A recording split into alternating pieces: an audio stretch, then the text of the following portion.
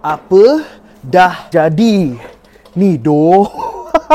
Play my intro baby. Ini adalah channel aku. Jika kamu mahu rehat sebentar dan lepak bersama channel streetwear paling sampah.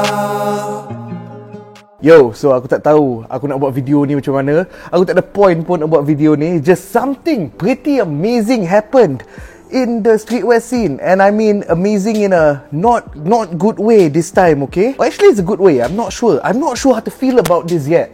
As soon as I heard this news, I was like, you know what? Aku kena buat video pasal benda ni. I made a few phone calls just to confirm a few details because I do know a few people that know more about the situation. So I made a few phone calls, and then lepas aku dah confirm a few details, aku dah dapat lebih information sikit, I turned on the camera cause there's just something happened, man. Oh man, I guess this will all start with, korang tahu tak siapa tu Kecurian style? The name Kecurian style might not mean much to you kalau korang baru-baru lagi nak main kasut, tetapi kepada orang yang dah main at least like 10 years, I'm pretty sure you have heard of Kecurian style or Project Blitz. Dia bukan orang Malaysia, let's just get that out of the way. Dia bukan orang Malaysia, he's based in the US.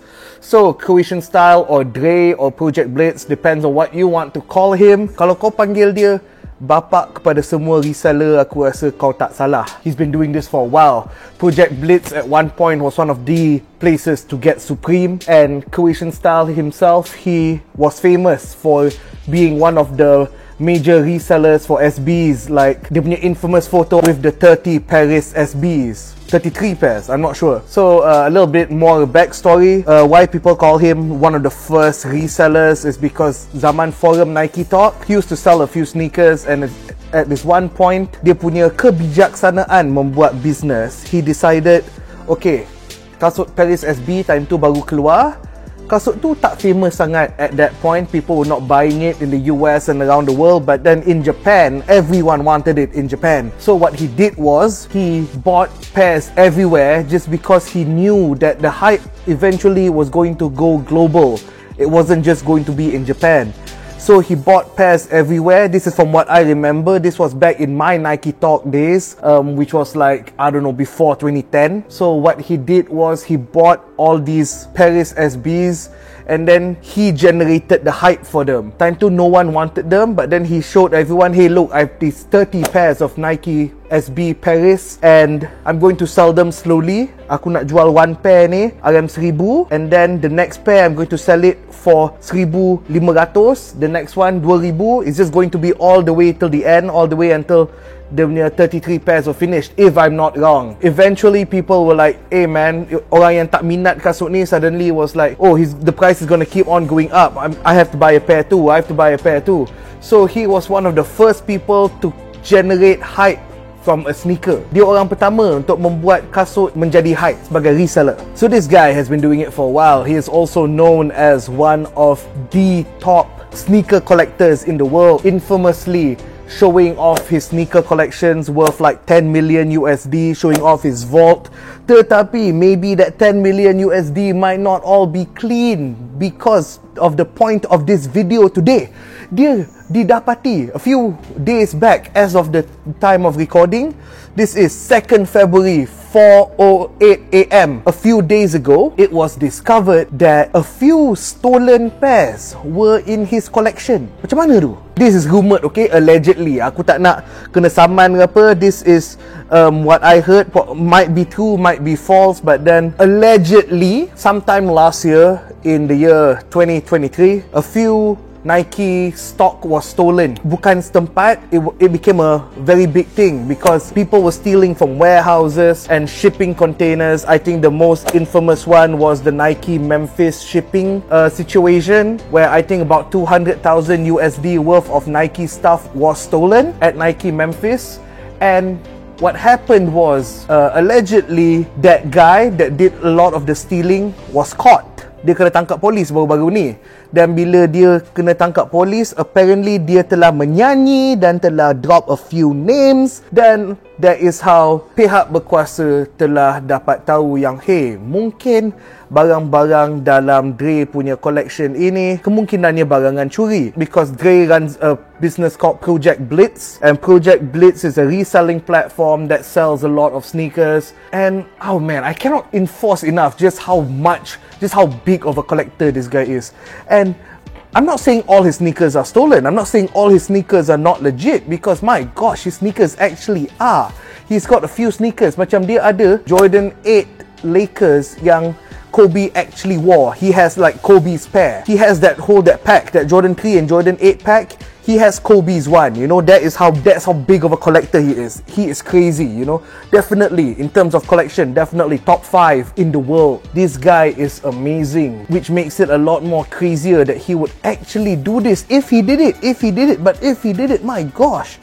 Apparently, dia telah knowingly membeli dengan sengaja, telah membeli these stolen pairs. Of course, kalau kau membeli barangan-dagangan yang telah dicuri, you could hypothetically get them for a lot cheaper. So that would definitely help your reselling business if you were to be able to get your sneakers at a way lower cost price. Minimize the cost, maximize the untung. But just how much untung did Mr. Dre apparently make? Allegedly.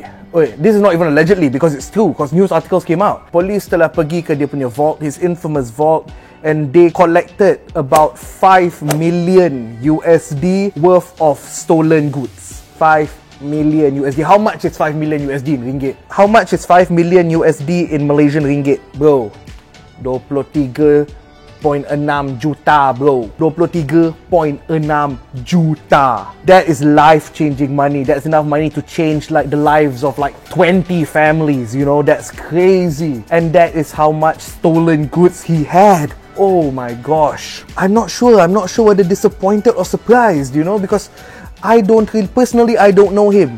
But I know people who do know him, and I'm not sure whether they are surprised or maybe they're just as shocked as I am, because man, this is a guy that you actually look up to, you know. This is a guy that you are like, wow, why did you have to do this, man? That's insane. You were the dude, man. But also, that also raises another question, which is hak milik Kasut sample, because I'm pretty sure not every single sneaker that he allegedly stole is like general release sneakers. I'm pretty sure there were a couple of sample sneakers thrown into that mix, because kau bayangkan berapa banyak Kasut GR nak sampai 5 juta USD tu. Aku rasa kau gather every single resale shop in Malaysia, take all their inventory, put them together, lump them into a ball, toss them 3-pointer.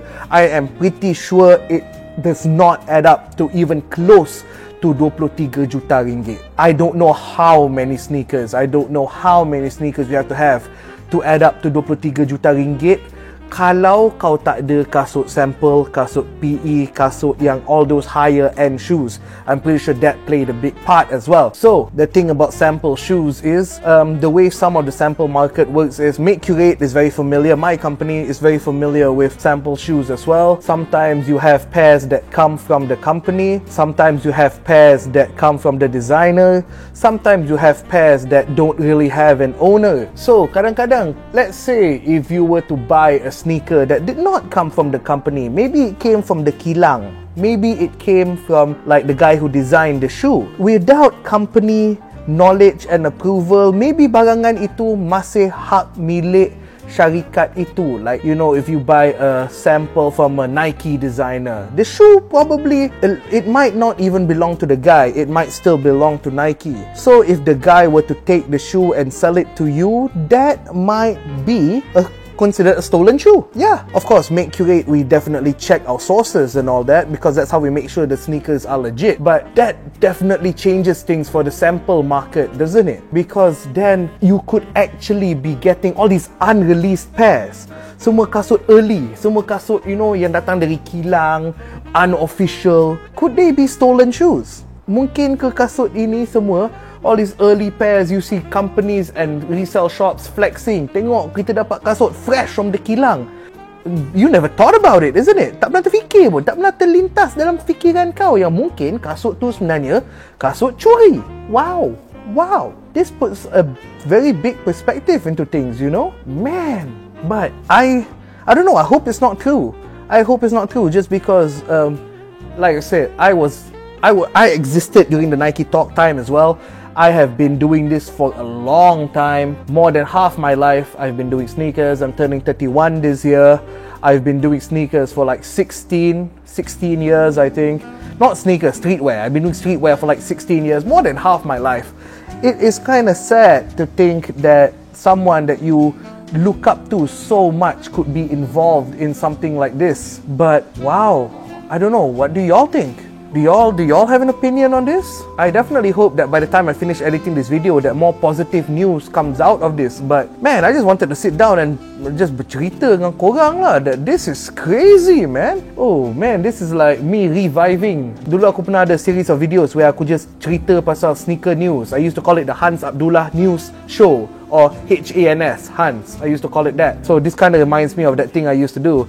But I'm definitely not going to revive the Hans Abdullah News Show, because this is a lot of work. You need to edit it fast, just because news updates very fast, news moves very fast.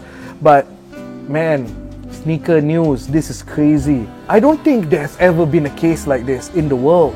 Maybe case curi kasut ada, tapi tak pernah someone notable, someone he's been featured on so many podcasts. He was on Complex punya podcast. He was on Full Size Gun. My gosh, what does this all mean?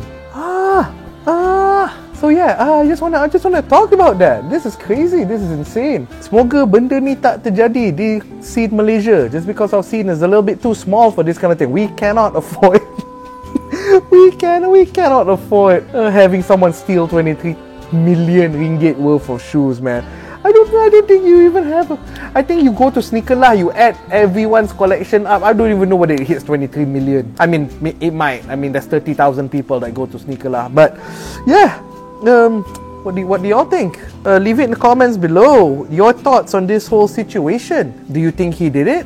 Do you think he didn't do it? Does this change your perspective of samples, that they could be stolen sneakers? Let me know. Jom borak sikit. Wow, this is crazy. Like the video if you like the video, subscribe if you want to see more videos, and I shall catch you in the next video, baby.